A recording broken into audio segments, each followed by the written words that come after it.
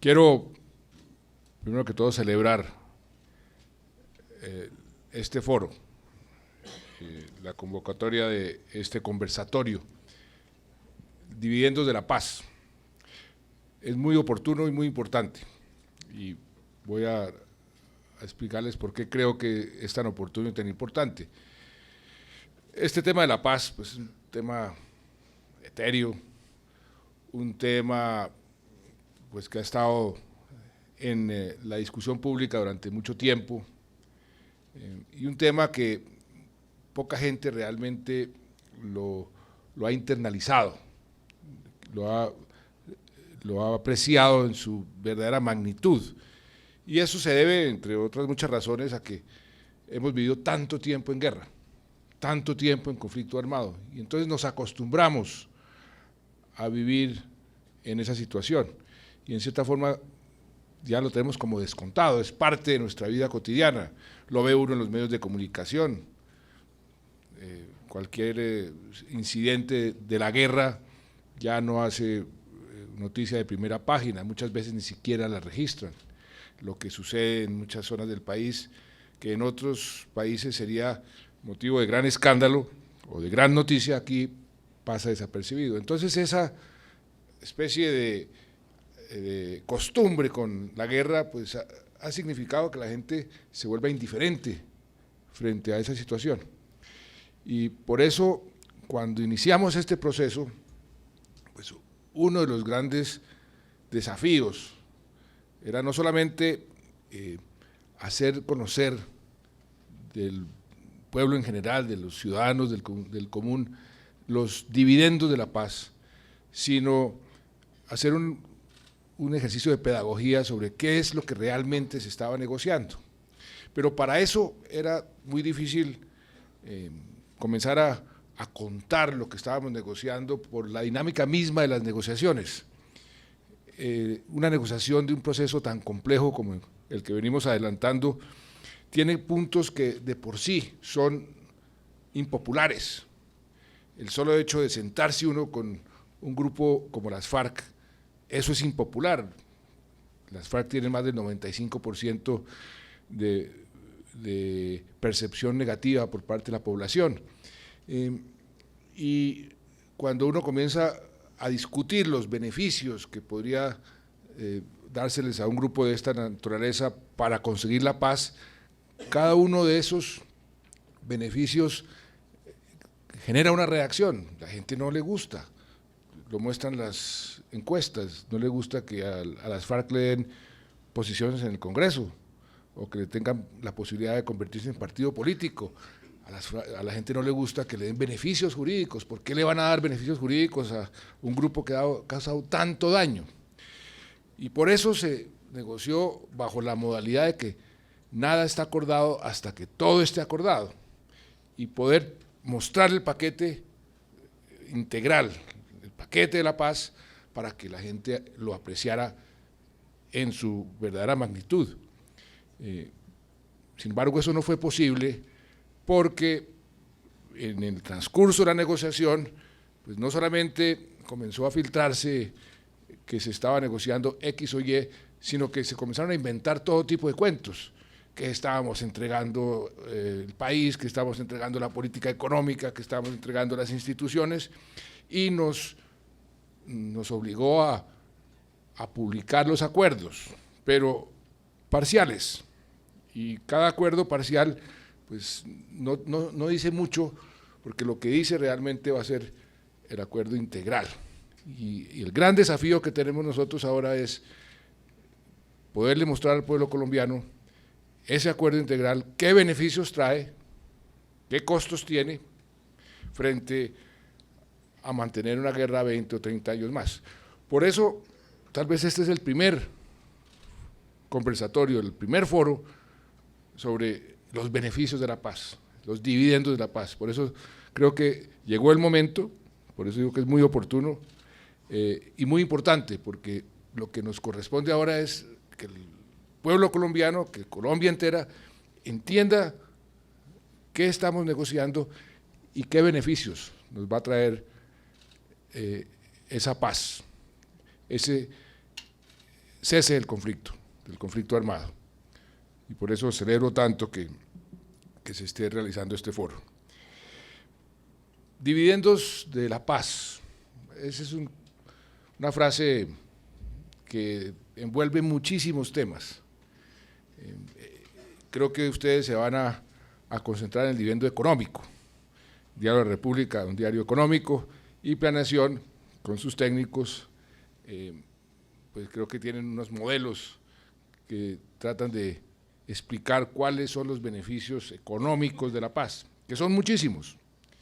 Y pues doctor Gaviria y los técnicos les dirán cuáles son los resultados de esos modelos. Yo no quiero meterme en ese tema, en esa discusión, entre otras cosas porque yo soy economista y la experiencia me ha demostrado que esa definición del economista que algunos tienen es muy válida, que la mitad del tiempo del economista se la pasa haciendo proyecciones y la otra mitad explicando por qué las proyecciones no resultaron.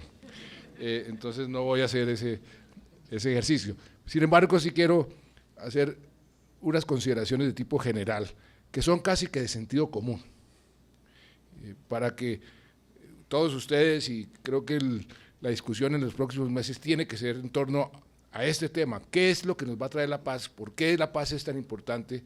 ¿Por qué la paz realmente nos abre unos nuevos horizontes y unas nuevas oportunidades que jamás habíamos sospechado? Entre otras cosas porque todos los aquí presentes, creo que ninguno ha vivido un solo día de paz aquí en Colombia.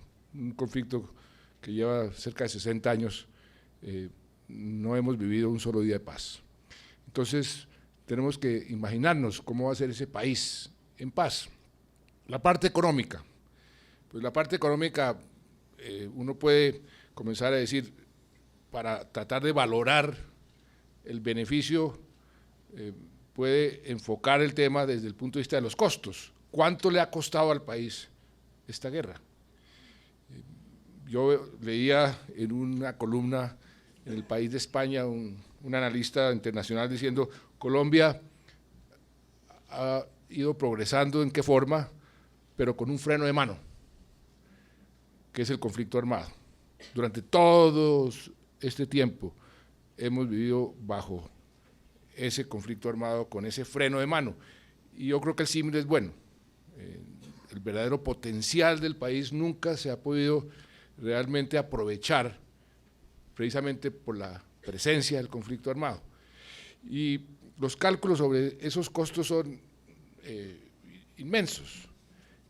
¿Cuánto le ha costado? El otro día veía una cifra en el Economist del 18% del PIB. Yo creo que es un poco exagerado, pero sí puede uno decir, por ejemplo, y hay estudios que dicen que el costo en términos de crecimiento puede oscilar, y voy a ser muy conservador, de entre 1,5 y 2% de crecimiento, digamos, en los últimos 30 años, al año. Eso, si uno lo acumula, es un costo inmenso.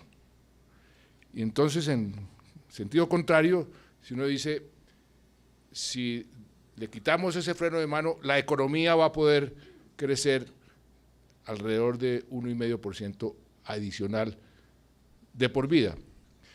¿Cuánto es 1,5% adicional de por vida? Muchísimo.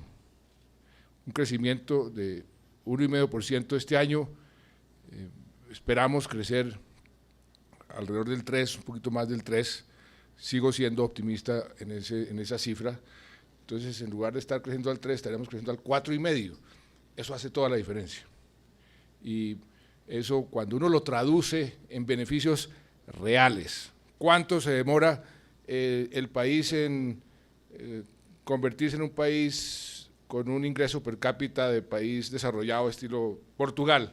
Entonces, hace uno los cálculos y ese crecimiento adicional, solamente eso, tiene un beneficio enorme. Cuando va uno a ciertas zonas del país donde el conflicto ha estado localizado, pues el beneficio es muy superior, porque precisamente por presencia del conflicto, ahí no ha habido inversión, no ha habido presencia del Estado, no hay bienes públicos, y entonces ahí el potencial de crecimiento es aún mayor. Estudios que hemos visto sobre crecimiento departamental o por las zonas del conflicto dan unas cifras hasta el 8 o 10% de crecimiento en ciertas zonas donde no ha habido ningún tipo de desarrollo precisamente por el conflicto. Entonces, uno puede ir haciendo ese cálculo tanto a nivel global como a nivel territorial, y efectivamente va a tener unos impactos diferentes en diferentes zonas del país y en diferentes sectores. Por ejemplo, nosotros tenemos dentro de nuestros objetivos generales a largo plazo, dentro de nuestras potencialidades, el tema agropecuario como una de las prioridades, teniendo en cuenta el mundo cada vez está buscando más alimentos, el mundo está creciendo y el mundo no tiene mucho espacio para aumentar de forma significativa la producción de alimentos. Ahí Colombia tiene una ventaja y una oportunidad muy, muy importante. Somos, y creo que ustedes lo han escuchado en varias oportunidades, somos uno de los 7 países, de acuerdo a la FAO, con verdadero potencial para aumentar la producción de alimentos. Pero no se requiere ir a la FAO, simplemente se requiere viajar por el país y constatar, como lo constató el censo agropecuario, que el campo está muy atrasado, que la productividad de la mayor parte del campo que está hoy produciendo es muy baja y que hay un campo muy grande que ni siquiera está produciendo, que está todavía por conquistar, toda la llanura y muchas de las zonas donde precisamente ha estado concentrado el conflicto. Entonces, ¿por qué? Aquí viene la relación con los puntos de La Habana. ¿Por qué se aceptó discutir en La Habana el tema agropecuario, el tema de desarrollo rural? Precisamente porque el conflicto nació en el campo, le ha pegado especialmente duro al campo, ha significado atraso en el campo y por consiguiente la gran oportunidad está en el campo. Entonces ahí se nos abre un espacio enorme y un potencial enorme para poder crecer. Los estudios que se han hecho señalan que si bien el crecimiento del país puede estar entre 1 y 1,5% adicional, la economía en general, en el campo, la parte agrícola puede estar por el 3 o más por ciento, precisamente por eso. Entonces ahí, por ejemplo, el beneficio, el dividendo es enorme, y ese dividendo, estoy seguro, no lo va a contabilizar en su verdadera dimensión y magnitud, pues los modelos económicos que van a presentar ahora planeación. Otro costo que a mí me llamó mucha atención, un estudio que hizo la Universidad de los Andes sobre la productividad. Me llamó mucho la atención porque lo ve uno muy claro, sin necesidad ni de ser economista ni de ser experto en medir productividades. Pero el estudio decía, una persona desplazada de su entorno, que se va a los cinturones de miseria de los pueblos o de las ciudades, su productividad como ciudadano, como una persona que contribuye a la economía, se le baja, el cálculo era entre el 50 y hasta el 80%, y eso es normal, pues una persona que está produciendo en el campo papa y de pronto lo desplazan y se va a las ciudades, pues su productividad baja. Pero a eso se le podría agregar el costo para las ciudades de mantener a esas personas en esa situación, porque esas personas, esas familias llegan, demandan salud, demandan educación, demandan empleo. Si no consiguen empleo, se dedican a delinquir. Tienen que sobrevivir, entonces, ¿qué hacen? Entonces, eso todo sumado es un costo enorme, no solamente en la productividad de esa persona o de esas familias, sino los costos colaterales que implica un desplazado del campo a la ciudad. Entonces, por ahí también uno podría hacer unos cálculos de los dividendos enormes que significaría parar eso, parar ese desplazamiento y, por el contrario, como ya está sucediendo en varios municipios, retornar esas familias a sus lugares de origen y ayudarles a volverse nuevamente productivos, inclusive con la actitud y el enfoque de volverlos mejor de lo que estaban, inclusive antes de ser desplazados. Hay otro tipo de dividendos que son difíciles de medir, pero que son muy importantes. La parte psicológica, la parte de un país que se acostumbró a la guerra, de un país que en cierta forma se acostumbró a vivir con miedo. Imagínense ustedes en tantas zonas del país donde a los niños que van al colegio, a veces 5, 10 kilómetros, mi hijo, mucho cuidado a ese por aquí, porque por allá es peligroso. ¿Por qué es peligroso? Porque está minado el campo. Imagínense los niños creciendo en ese entorno y que lleguen a los colegios o a las poblaciones cada cierto tiempo a reclutar a los niños a la fuerza. La angustia de la mamá, 24 horas al día, 7 días a la semana. Se acostumbraron a eso, porque así nacieron. Pero eso tiene un costo enorme, enorme para una sociedad. Y esa parte psicológica sí que es importante, y cuando tengamos esa tranquilidad de que eso no va a volver a suceder, por eso la insistencia en ese derecho de las víctimas de la no repetición, mucha gente subestima la importancia de eso, es muy, muy importante porque eso da una tremenda tranquilidad a la población. Hombre, esto no se va a volver a repetir. Qué bueno haber visto a la guerrilla, a las FARC, el domingo, allá en Bojayá, pidiendo perdón. Es un paso importante, pero eso de la no repetición tiene sobre todo un impacto muy, muy directo en la psiquis de la gente. Y eso para un país, para una sociedad, es de una gran, gran importancia.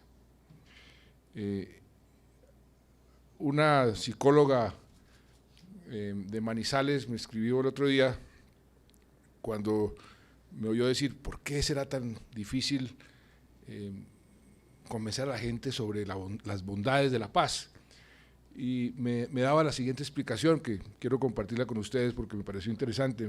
Me decía, mire, a la sociedad colombiana, precisamente por haber vivido tanto tiempo en el conflicto, le sucede lo que le sucede a un niño que ha sido maltratado en su casa durante mucho tiempo.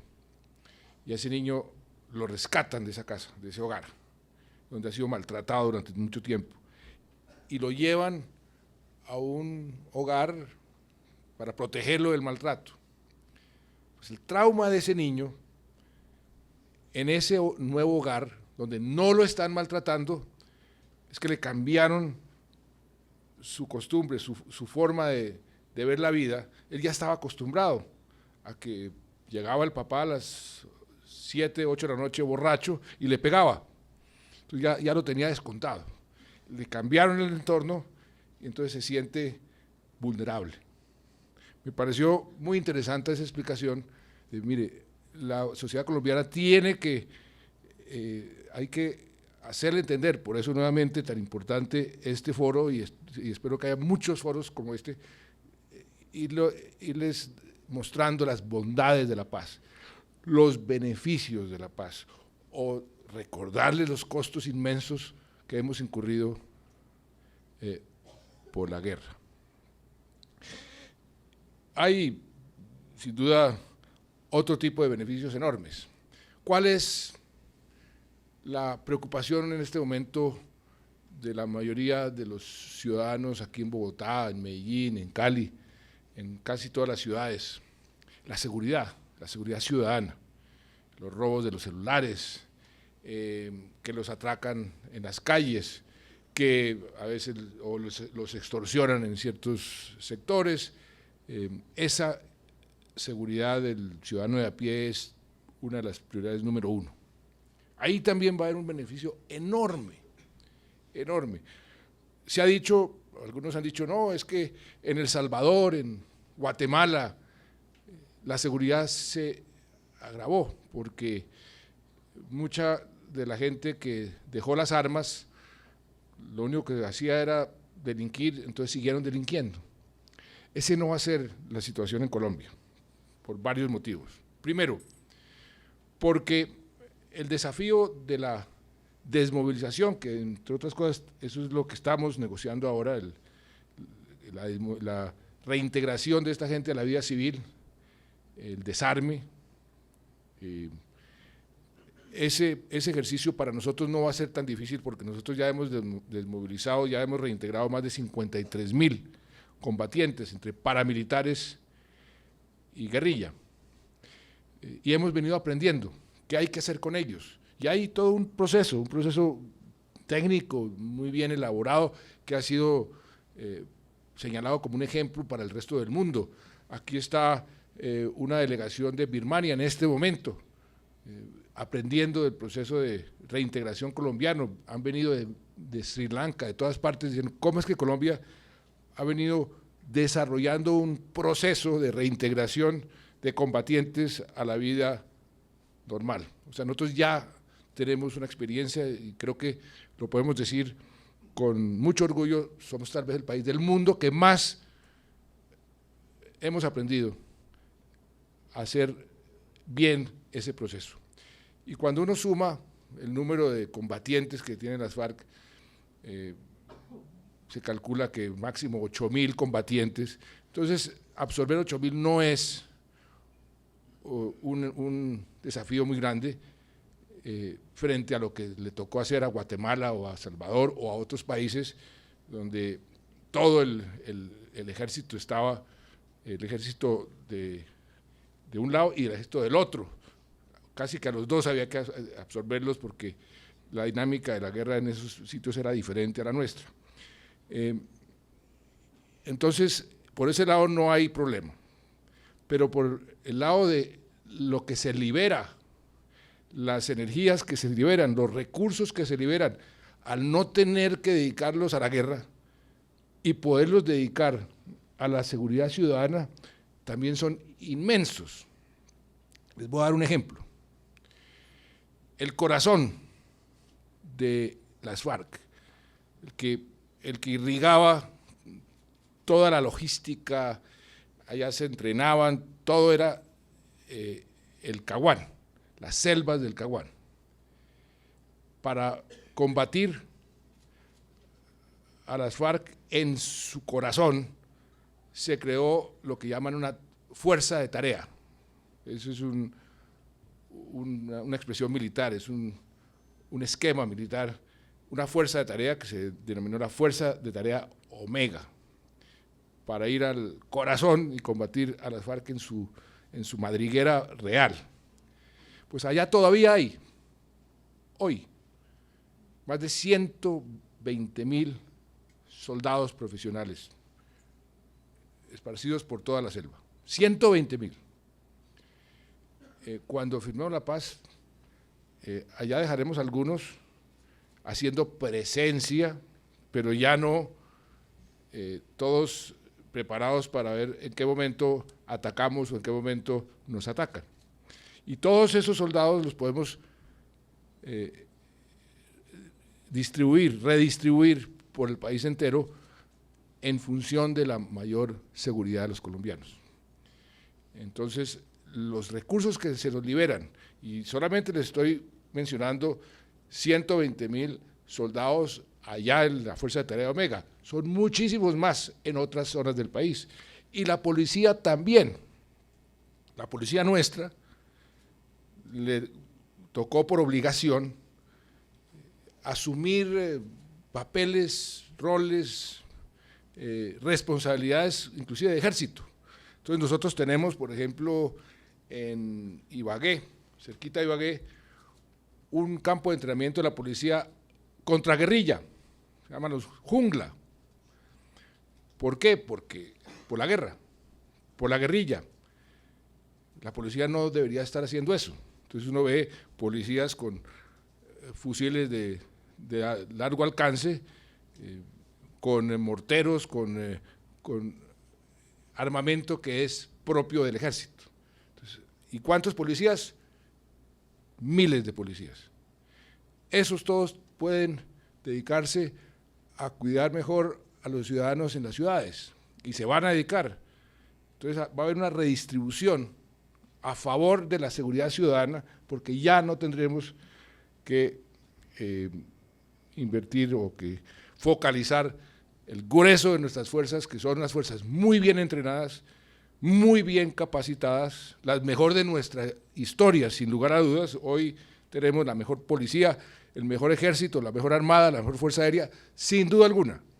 Entonces lo podemos refocalizar hacia la parte de la seguridad. Entonces ese es otro dividendo enorme, porque esa seguridad, y aquí vienen todos los vasos comunicantes, una mayor seguridad es una condición muy importante para hacer mejores negocios, atraer inversión. Por ejemplo, la inversión extranjera.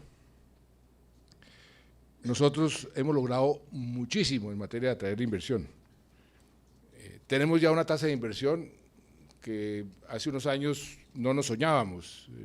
Este año, el primer trimestre de este año, por primera vez rompimos la barrera del 30% en materia de inversión.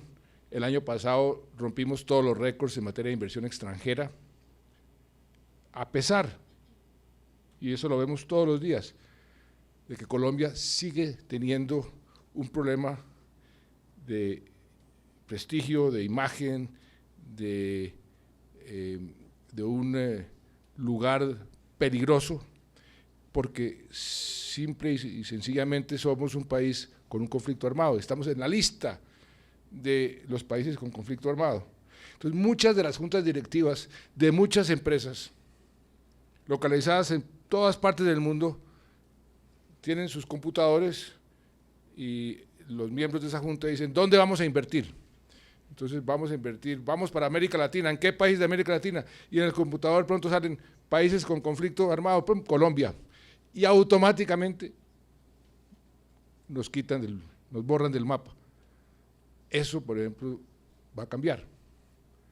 El hecho de convertirnos en un país normal, es que somos el único país de todo el hemisferio occidental que tenemos un conflicto armado, el más viejo, uno de los más crueles.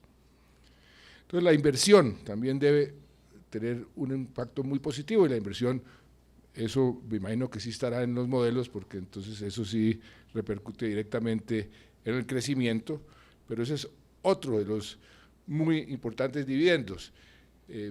Cosas como, por ejemplo, la universidad, cualquier universidad colombiana que quiera hacer unos intercambios para mejorar la calidad de la educación en la universidad con otras universidades, por ejemplo, universidades americanas. Entonces vamos a intercambiar estudiantes y mandamos nuestros estudiantes a Estados Unidos, y los estudiantes de Estados Unidos vienen a Colombia. No pueden ir a Colombia. ¿Pero por qué no pueden venir a Colombia? Porque tiene un travel warning. ¿Y eso por qué? Porque somos un país con conflicto armado. Entonces no pueden venir a Colombia. Usted comienza a sumar todos esos costos, son costos muy, muy grandes, que se traducen nuevamente en dividendos positivos si terminamos el conflicto armado. De manera que yo lo que les diría es que el mejor negocio que puede hacer Colombia es ponerle fin al conflicto. Yo estuve la semana pasada allá en París, en la COP21, y yo tenía un discurso, que fue un discurso muy escuchado y que ya tiene efectos positivos. Les dije a los ambientalistas, señores ambientalistas, estamos en el mismo barco, queremos salvar el mundo del cambio climático y Colombia está totalmente comprometida. Dimos la cifra de cuánto vamos a bajar nuestras emisiones, el 20%, a pesar de que somos un país muy poco contribuyente al cambio climático, a las emisiones. Sí somos un país muy vulnerable, somos el país más rico por kilómetro cuadrado en materia de biodiversidad, nada más peligroso para nuestra biodiversidad que el cambio climático. Sube la temperatura un grado, 2 grados, todo el entorno, toda nuestra biodiversidad sufre y sufre en forma grave. Por eso a nosotros nos debe interesar mucho ese discurso. Entonces les decía, aquí hay un dividendo de la paz en materia ambiental, que es el siguiente. La guerra, el conflicto armado, ha permitido, y la propia FARC lo reconoce, que el narcotráfico es el combustible de esa guerra, es lo que financia. Y ese narcotráfico que hemos venido combatiendo, los cultivos ilícitos, explica una parte importantísima de la deforestación. Más de 5 millones de hectáreas de bosques tropicales han sido deforestados por causa de la presión del narcotráfico en nuestras selvas. Los ambientalistas, 5 millones de hectáreas, sí, y es cierto. Pero hay una cifra todavía más impresionante. Cuando uno suma la cantidad de barriles de petróleo que han sido vertidos a nuestras aguas, ríos y mares, por cuenta de los ataques a los oleoductos, sumado todo, son más de 4 millones de barriles. 4 millones de barriles equivalen a más de 16 veces el peor desastre natural en la historia de la humanidad, que fue el Exxon Valdez. O sea que nosotros hemos contaminado 16 veces más por cuenta de las voladuras de los oleoductos, nuestros ríos, nuestras aguas, nuestros mares, o sea, los ríos, las aguas, los mares de la humanidad, 16 veces más que el Exxon Valdez. ¿Por cuenta de quién? De la guerra. Entonces ahí el dividendo, imagínense, es enorme. Inmediatamente al otro día hicimos un lanzamiento de un fondo ambiental que se llama Colombia Sostenible, y ya los países diciendo, estamos listos a contribuir, cosa que al doctor Rafael Pardo le va a tocar administrar, porque todos esos dividendos se van a producir con mayor holgura, por así decirlo, en la medida en que planeemos bien esa transición de la paz, de la guerra a la paz, posconflicto. ¿Qué vamos a hacer? ¿Cómo lo vamos a hacer? ¿Dónde vamos a enfocar los esfuerzos? ¿Dónde vamos a priorizar los bienes públicos? La infraestructura, lo hablábamos también en el Congreso de Infraestructura hace un par de días, hace un par de semanas. La infraestructura que hay que construir y las oportunidades, aparte de lo que ya estamos haciendo, cuando no exista conflicto armado, las zonas que hay que ir a conquistar a través de obras de infraestructura son inmensas, entonces las oportunidades ahí también se multiplican. Y pues yo podría seguir enumerando dividendos y beneficios de la paz, pero creo que voy a dejarles a que hagan la discusión. Lo que les quiero decir es que, repetirles, no hay mejor negocio para el país que esta paz. Se nos abren unas oportunidades enormes. Y lo que a mí me gustaría, y aprovecho para solicitarle a todos ustedes, es que esta paz no es mía, esta paz no es de Juan Manuel Santos, ni es de mi gobierno, esta paz de todos los colombianos, de todos ustedes. Y todos tenemos que, en cierta forma, apoderarnos de esa paz, internalizar sus beneficios, explicarlos y contribuir para que esos beneficios se den. Y tenemos esa oportunidad. A través de la historia uno ve esas sociedades, esas naciones que aprovechan ciertos puntos de inflexión, ciertas coyunturas para unirse y dar un salto como sociedad, un salto como nación, un salto como país. Vamos a poner unos objetivos ambiciosos, unos objetivos altos. La paz nos puede permitir eso. No se nos olvide que lo que estamos negociando es el fin del conflicto. La paz la tenemos que construir entre todos. Y esa oportunidad, por ejemplo, el día que votemos todos a favor de sí, terminar el conflicto, pero eso es el primer paso. Y si todos nos proponemos aprovechar eso para darle el impulso a la nación hacia horizontes mucho más atractivos, pues lo vamos a lograr. Y la comunidad internacional está toda pendiente de esto, porque ese es otro dividendo, el dividendo internacional. Lo ve uno en todas partes.